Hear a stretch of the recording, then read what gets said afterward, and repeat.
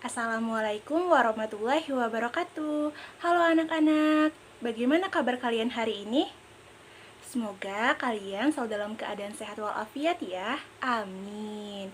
Sebelum kita mulai pembelajaran hari ini, alangkah baiknya kita mengucapkan basmalah terlebih dahulu.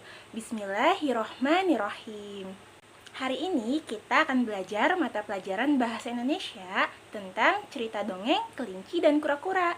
Tujuan pembelajaran hari ini agar kalian dapat memberikan pendapat tentang inti cerita dengan tepat. Setelah ini, Ibu akan menjelaskan tentang dongeng dan cerita dongeng, kelinci, dan kura-kura. Tolong simak baik-baik ya.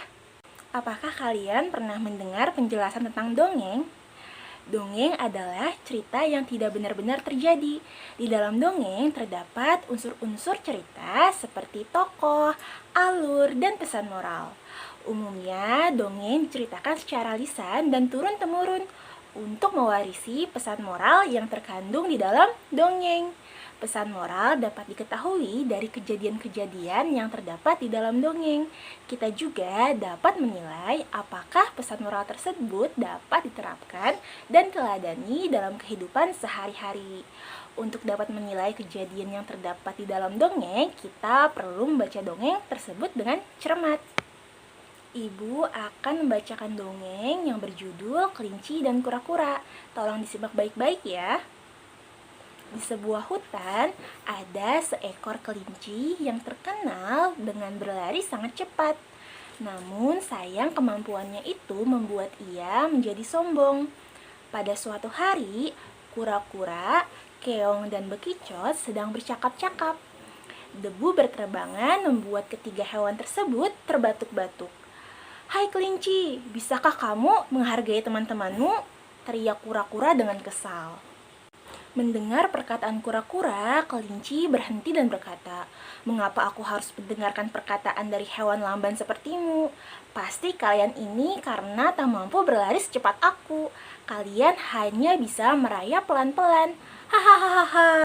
Kura-kura tidak terima jika dia dan teman-teman diejek seperti itu. "Jangan sombong kamu kelinci, kalau berani mari kita lomba lari," tantang kura-kura. Mendengar tantangan dari kura-kura, kelinci pun tertawa. "Hahaha, baiklah, aku akan memberimu pelajaran tentang arti kecepatan dan kemenangan." Akhirnya mereka memutuskan untuk berlomba lari. Bekicot dan keong pun ikut mendukung kura-kura. Lomba lari pun dimulai. Kelinci dengan mudah memimpin lomba dan berlari jauh di depan kura-kura yang berjalan lambat. Karena merasa sudah menang, kelinci berniat untuk mengejek kura-kura.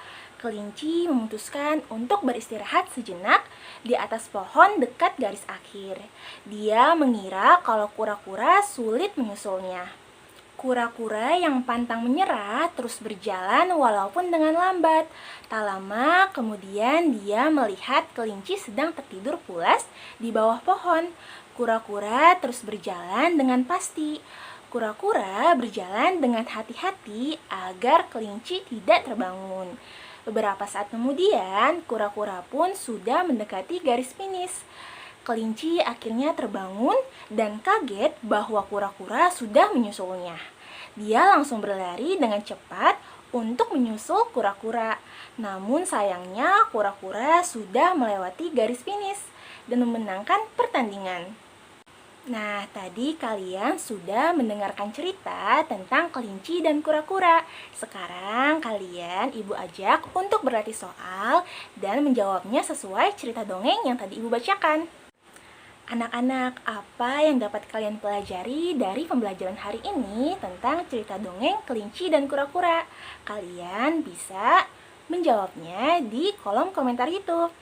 Selanjutnya, Ibu akan mengajak kalian untuk mencoba membuat video tentang pendapat kalian mengenai inti cerita dongeng berjudul Kelinci dan Kura-kura.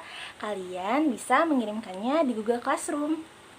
Alhamdulillah anak-anak, pembelajaran hari ini sudah selesai. Semoga kita semua dapat mengambil pesan moral yang terdapat dalam kandungan cerita dongeng tersebut. Ibu tutup pembelajaran hari ini dengan membacakan hamdalah. Alhamdulillahirobbil alamin. Sekian dari Ibu. Wassalamualaikum warahmatullahi wabarakatuh. Sampai jumpa.